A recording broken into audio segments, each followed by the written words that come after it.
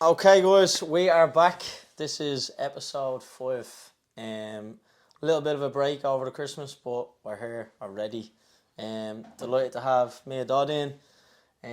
Recent Shels signing, so congratulations. Thanks very much. Look, appreciate your time. This is something that we started quite recent, and it's something that we want to just keep getting to move on forward. So, look, what we do with most of our guests when they do come on, we just do a few quick fire questions. So it can be very vague. So, I'll just get cracking to it. So first one, DLR or Bose?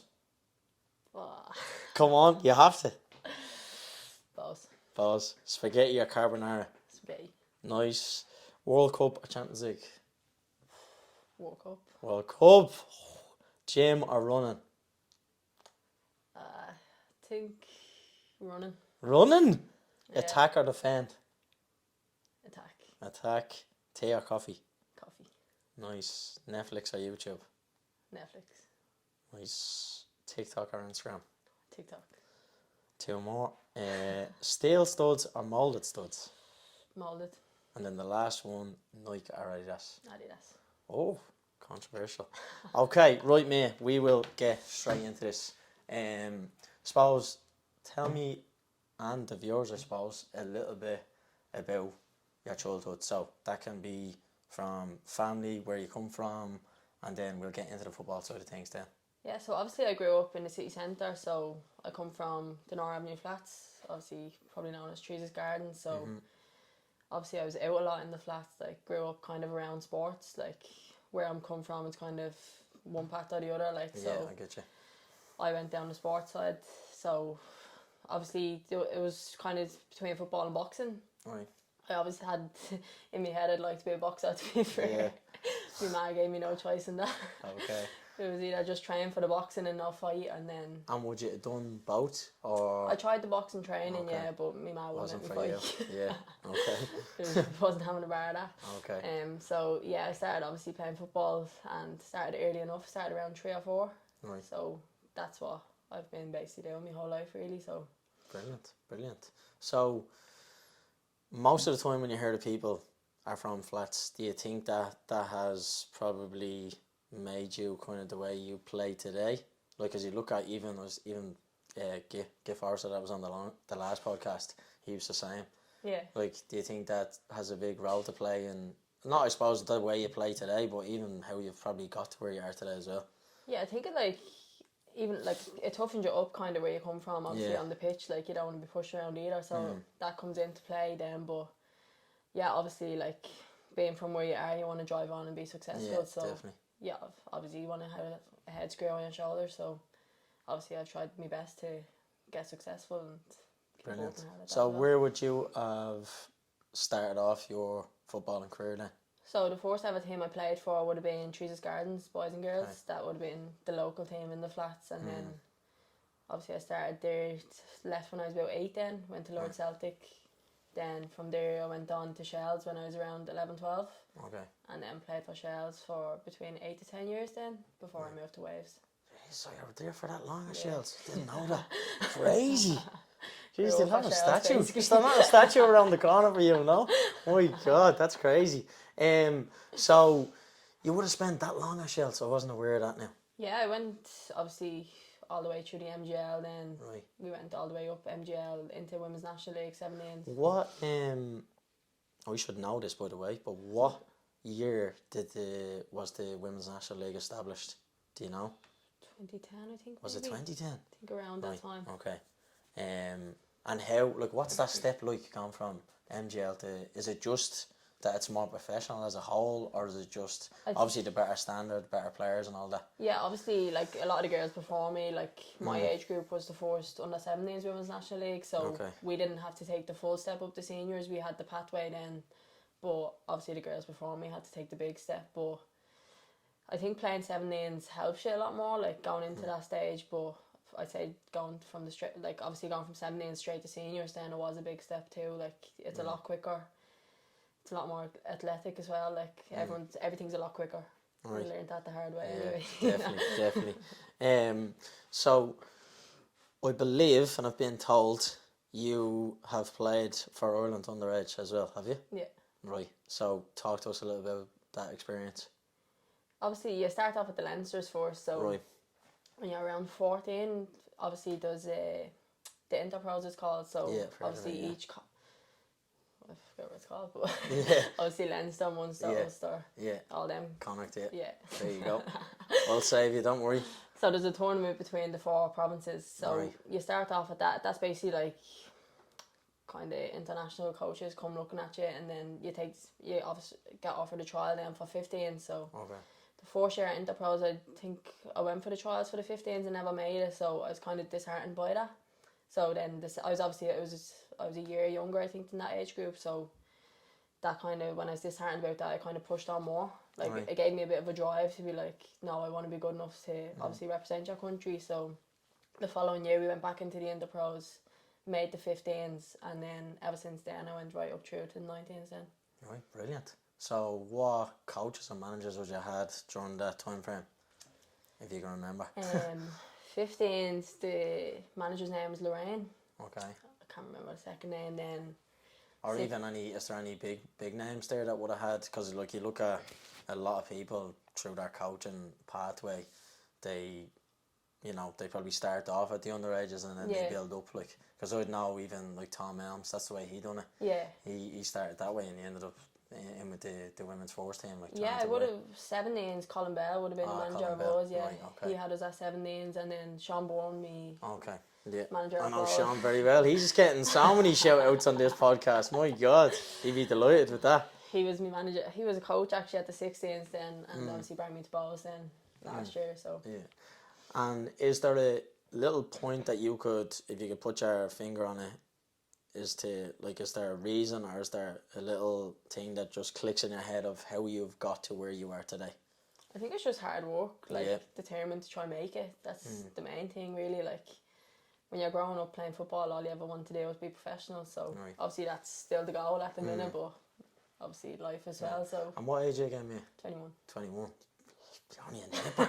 Only a nipper. You've loads of time ahead of you. What advice would you give to any aspiring young girls out there? I think all you have to look at is the girls going to the World Cup last summer. Like, that's a dream to come true, like, for all them girls. So obviously it's just down to hard work, determination. There's a lot of sacrifice that comes into it as well. Like, coming up through, growing up, you're looking at all your friends going out every weekend. Like, they kind of have the freedom to kind of do what you want, and you're sitting in on a Saturday night. Obviously, growing up, you would have played on a Sunday, so you're staying in on a Saturday because you have a match on a Sunday. And then obviously nowadays you're coming home, you could be away to Cork, Galway, like, you could be anywhere in the country. So you're giving up your Saturday, your Sunday's your recovery, so you're kind of giving up your whole weekend as well. So it does come with a lot of sacrifice. And how difficult is that? Like, that's discipline, that's commitment. Like, how do you stay kind of level grounded on that? Is it just that you're going, right, that I have that goal and I'm just going? I think that's the main thing. Obviously, when it comes down to holidays as well, like, all your friends are looking, like, a lot of my friends want to go Ibiza this year. Yeah. Standard. Like, it's coming to the age where they're like, I'm going to Ibiza, you coming or not? Like, and you're like, have I got a match that weekend? Yeah, do you know what I mean? Yeah. Oh my God. So you're looking at that, like, you're getting the fixtures. The fixtures came out, I think, December, so you're looking at the fixtures saying, when can I go on holiday? Yeah. You're looking to see when there's a break. I think there's barely any this year, to be fair. That's mental. Another one, how have you found the increase or the levels that the Women's National League has got to? So, to me, I find in the last 4 years, it's just, like, it's jumped about 10 steps. Not a way, like, steps are going like 1, 2, 3, 4. I find it's just taken off. It's like a sleeping giant in my eyes. Yeah. Because I find, like, if you're, I don't know, scrolling through social media, nowadays it's everywhere. Yeah. Do you know what I mean? I think whereas the before, promotion side, it's helped it a lot, to be fair. Obviously, I came up, I would have been training with Shels seniors probably from younger, but I think fully in the squad around 2019, 2020. Yeah. So, like, even from then, like, obviously the first step up, like, the first year I did find hard, like, obviously the speed of the game, like, you have to check your shoulders constantly, like, obviously I've worked on that a lot of you as well. Are you sure now?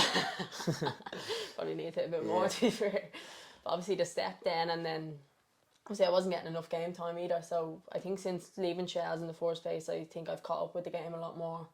I'm a lot more aware about what happens in the game. Like, I'm more alert. So I Does think, that just come down to like your overall kind of football IQ? Like, I think it comes down to the game time as well. Like, you need to be Right. playing the Yeah. games to and know we'll what it's like. see. I probably should have asked you that already. See, when you made that decision to leave Shels to go to DLR, was that personal, or was that like guided from like fellow coaches, or Like, it was said to me a lot that I need to be playing a lot more. But Right. obviously I knew that myself. But like, at the end of the day, Shels was my club. Like, I didn't Yeah. really want to be leaving. yeah, But obviously I looked at it as a chance to go play football, improve, obviously mature as a person as well. I was only probably 18 at the time. Like, yeah, so when I left, I put my head down, played. I think kind of the first 3 weeks at Waves I wasn't really playing. I got COVID just before the season. okay. Typical. Knock as the that, knock the anyway. stuffing out of you. So I think I came in, I think we actually played Piedmont away, and it was 3-0 at half time. Right. And Graham, the manager, turned to me at half time. He was like, "You're going on." So I kind of took that game like with both hands. I think it was probably one of the best 45 minutes of football I've played. To Oh, be honest, really? like. Yeah. Sometimes you're better off being thrown into the Yeah. deep end, you know. So from then on, I kicked on and played every game till I got injured. Really. And what was that experience like as a whole? So, you know, an 18-year-old going into, how much of a senior dressing room would that have been at the time, or was everyone still kind of relatively young? No, Or- it was. I think. Obviously, I came up with probably 3 or 4 of the girls as well. Obviously, Yeah. a few of my best friends came up with me, so we kind of had our little groups. But to be fair to all, like the older girls, so like Sapirlo, Noelle, Rachel, like they welcome you with open arms. Like they make sure you feel at home. Basically, like there's no nerve. They try and have your nerves as less as possible. Like Yeah. they are They very they bunched come and fair. across as like proper pros, don't they? Yeah, Like the 100%. amount of times Pearl and they're always mentioned. Do you know what I mean? 100%. Like, even I know they're obviously coming. They're probably coming. Yeah, saying this, coming but to an the end. Yeah, they'll kill you. They will. But even as I was telling you, I was only Yeah. up in Sundrive. Like, I'm only starting my session. Perlo's just Yeah. finishing hers. Like, so Oh, even really? like the commitment still and determination. Even like looking Yeah. at them, it's like obviously you want to be like them as well. Like, Yeah, brilliant. So how do you think, obviously I find there's always room for improvement, but how do you think the Women's National League can improve? Or is that a very difficult question to ask you? I think year on year it's improving. Like, if you look at scorelines, probably 3 years ago, like there's teams at the bottom of the table getting hammered basically. But nowadays, like it's every game's tough. Like, you're not seeing teams getting hammered 9-0 anymore. Like, which obviously that's great. Like, but I think it's more like if you keep promoting it, like if you look at the WSL, like how that's a sport, it's unbelievable. Like, I think if you give it another 5 to 10 years, it could be nearly the same. Like, I think it's you mentioned it there a couple of minutes ago about the promotional side. I think it's that's a part of everything now. Yeah. Even to what we do, it's just that has to be there. I think the more they look at that and they improve that, it's gonna just keep improving. How did your move to Bows then come about? So was that something that you kind of knew was happening, or I think kind of at coming to the end of Waves, I was like, will I stay, will I go? Obviously, Graham was great with me, to be fair. Laura obviously was great with me as well. It was a great bunch of girls. I think just at that year we didn't Click. achieve as much as we wanted. Like, it was an unbelievable team if you look around paper, but we couldn't kind of click as a team, as you said. So I was taking that chance. I was like, will I go, will I stay? And then Sean obviously contacted me. I hadn't made a decision yet, and I seen a few of the girls leaving. And I was like, well, I just take the chance. Yeah. And to be honest, it probably worked out the best decision I made. Like, personally, like last season, I probably one of the best for me personally as well. Like, I think probably the most goals I scored since I started as well. yeah, I think did you get 5? I think I ended with 6. Did you? Oh, it was close. My aim was 7, so Oh, I let was myself it? down on Yeah. that one. Yeah, so what's it like? Obviously, I find, Daily Mount's big pitch.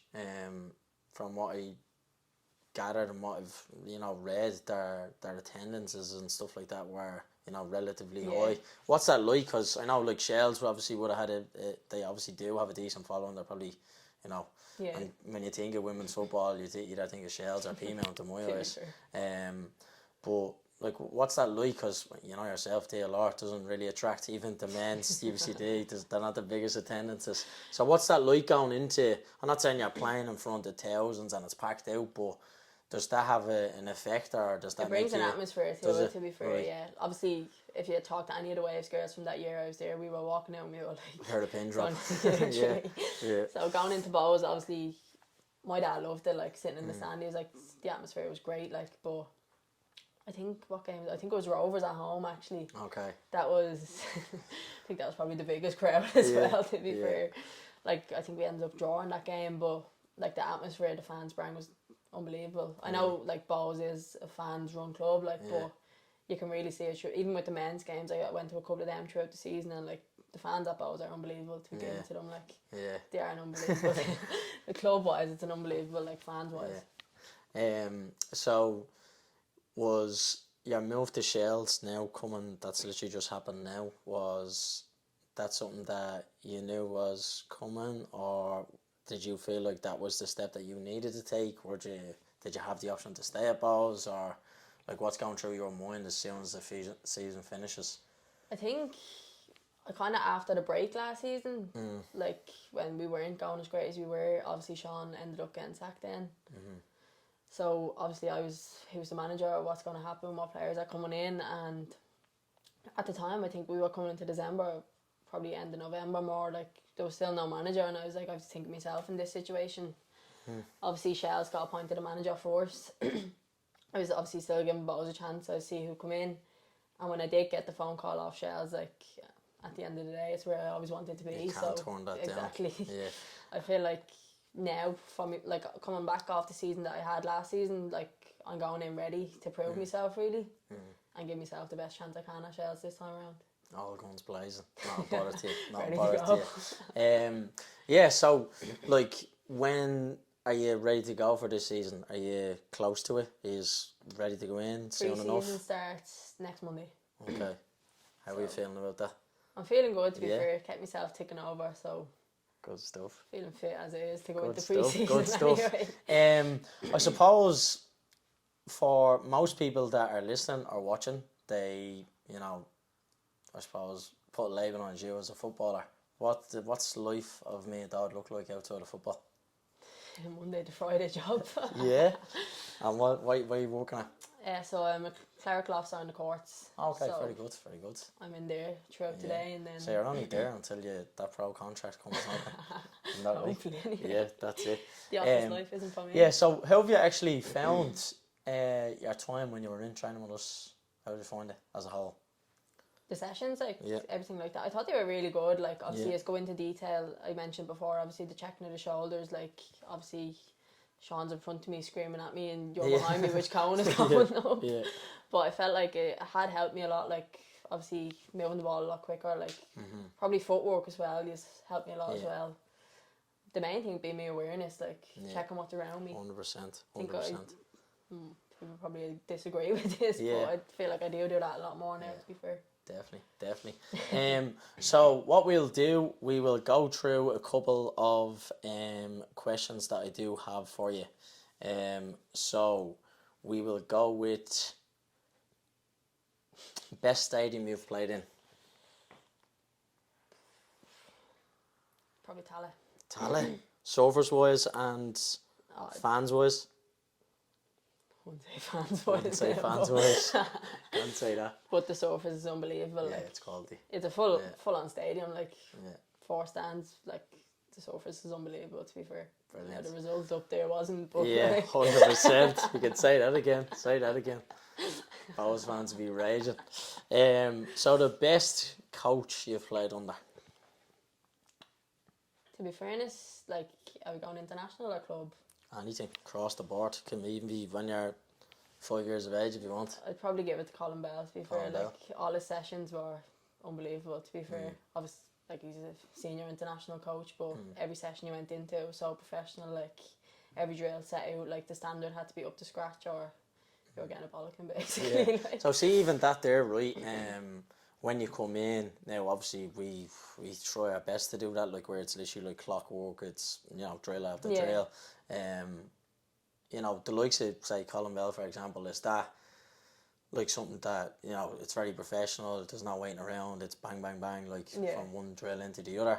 Or, like, when I'm asking you that question, like, best coach you've played under, like, does it go into that detail of, like, how detailed he is with his coaching and Yeah, his and style even of like play? Or, before a match, like I know obviously we were young people, yeah, 16, 17-year-olds, but like he treated us like women as well. Like, so it's bringing you into a professional environment basically and showing you what life's going to be like when you grow up and be a senior international if that ever comes. So obviously I have that kind of experience with him. Like, obviously I know it could be a bit different now, but you have that environment. Like, even like the breaks even between drills were so short, it's like probably Really? 30 seconds to a 30 minute to get a seconds. drink and you're back Yeah. in. Like, Yeah. so the professional side of it I loved. Like, brilliant.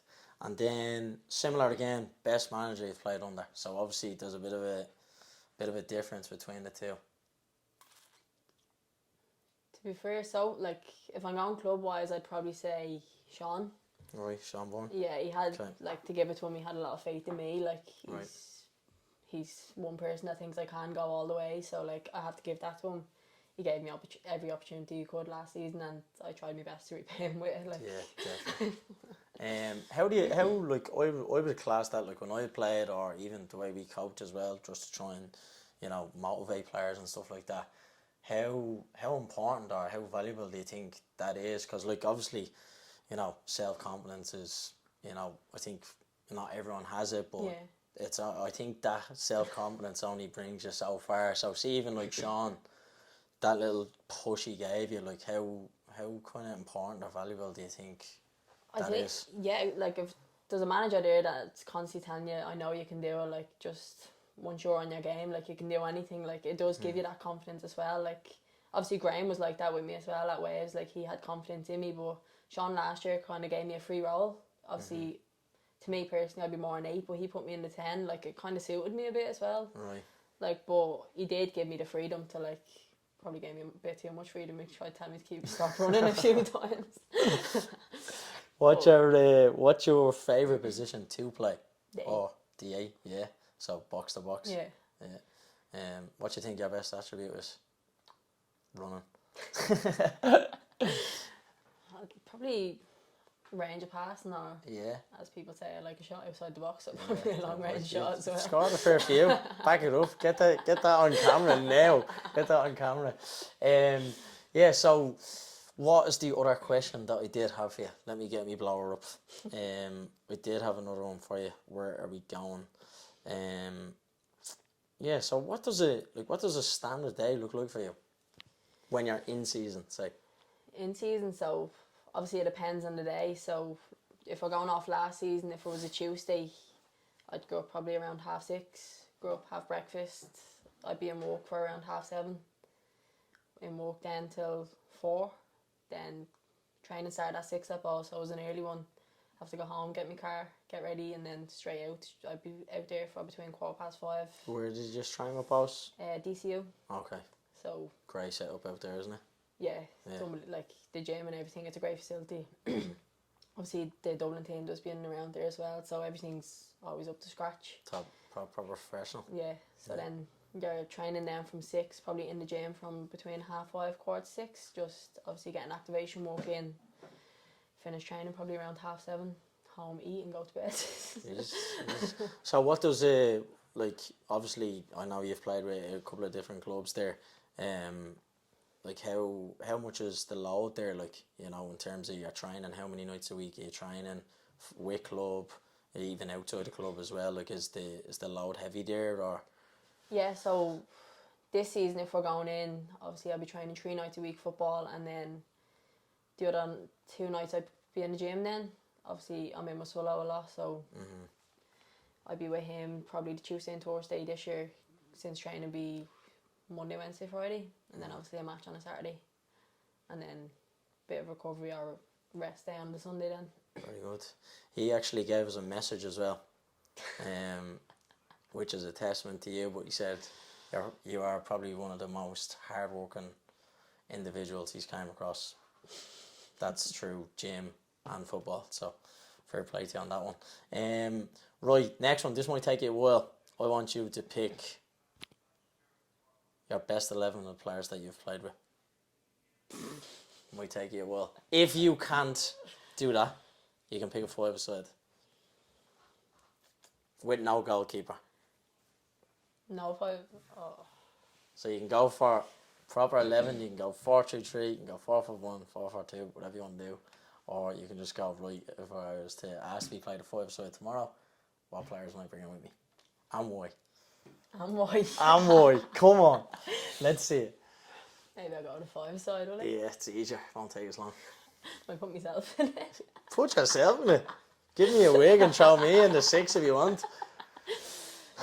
So, best. There's no keepers, no? Well, if you want to put a keeper in it. If I was going to a 5-a-side, I'm not going with a keeper. Last one back. Have you ever seen Rachel Kelly play outside? Oh, no.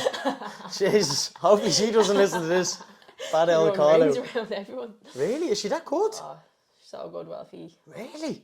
She can ping a What's ball. she playing goal for? She's playing midfield when we were about 12. Jeez, that's crazy. So,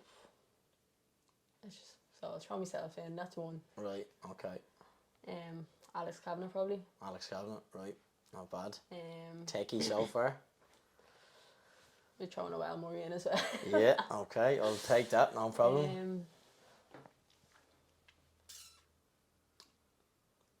Jessu. Alright, nice. Good friends with her, aren't you? Yeah. Get her on next. Try to get her back from West Ham for Yeah. a day. What's that for? Yeah. Abby Larkin.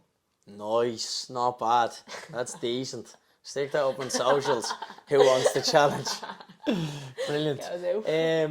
I suppose then we'll finish up. What are the future aspirations for Mia Dodd, or where do you see yourself in 3 years? 3 years, obviously, my aim now is pushing on to try, obviously, get abroad playing football. That is the first aim, but if that doesn't come about, 3 years, I'd be what, 24? 24, good man. So, kind of giving myself till about 24, 25, see how the football goes, and if I'm still here, I'll probably move away, try and move away. Yeah. I'd love to travel. Right, okay.